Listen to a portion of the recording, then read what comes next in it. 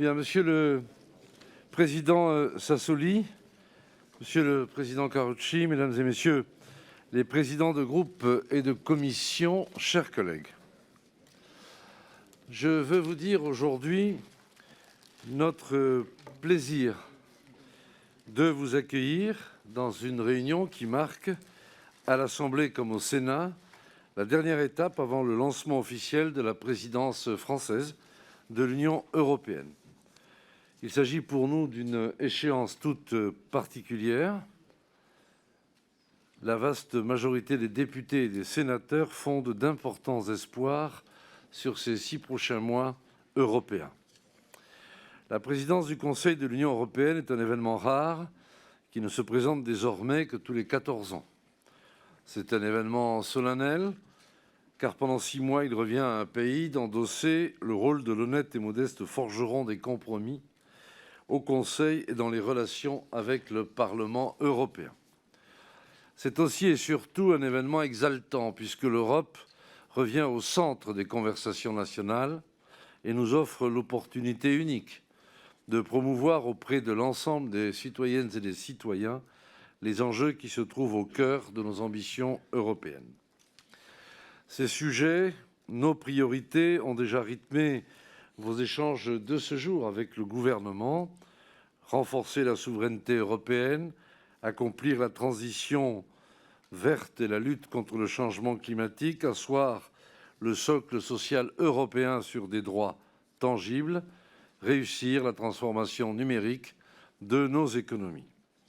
Le programme est vaste et je sais combien son succès repose sur la célérité et l'aboutissement de vos travaux, sur les propositions législatives décisives qui le mettent en œuvre. Nous aurons évidemment l'occasion de les évoquer. La présidence française arrive en effet à un moment charnière et occupe une place toute particulière dans le cycle européen.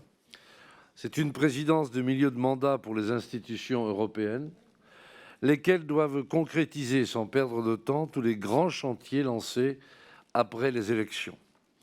Mais c'est aussi une présidence qui intervient dans un moment totalement inédit où la crise sanitaire a bousculé nos repères et certitudes, mais a aussi ouvert tant de possibles pour l'Europe. Une Europe désormais consciente également de ses nombreuses vulnérabilités. Une Europe aussi consciente de sa force collective lorsqu'elle ose l'exercer. Je pense évidemment au plan de relance et à notre exemplarité climatique. Une Europe qui se défait petit à petit de tant de ses tabous qui l'empêchaient d'occuper sa place dans le monde et d'offrir à ses citoyens tout ce qu'elle leur doit. Je pense à l'Europe de la santé qui émerge, au socle social, à l'ambition industrielle mieux assumée, à l'autonomie stratégique et à la défense. Une Europe qui se remet à penser à son avenir en associant de manière originale et prometteuse citoyens et élus dans la conférence pour l'avenir de l'Union. Sachez, Monsieur le Président, que vous trouverez ici, à Paris, des parlementaires déterminés à travailler étroitement à vos côtés. L'intensité des liens entre nos institutions en témoigne. J'en veux pour quelques preuves. Les plus de 200 missions de députés français à Bruxelles et à Strasbourg depuis juin 2017 et les très nombreuses réceptions et réunions de travail de députés européens par nos commissions pour discuter avec vous de tous les enjeux européens. Nous en sommes convaincus, il n'y a de succès que partagés, nationaux et européens. C'est donc évidemment un très beau symbole pour nous de vous accueillir à quelques jours du début de la présidence française, et c'est avec un immense plaisir, mes chers collègues, que je vous souhaite très chaleureusement à toutes et à tous la bienvenue.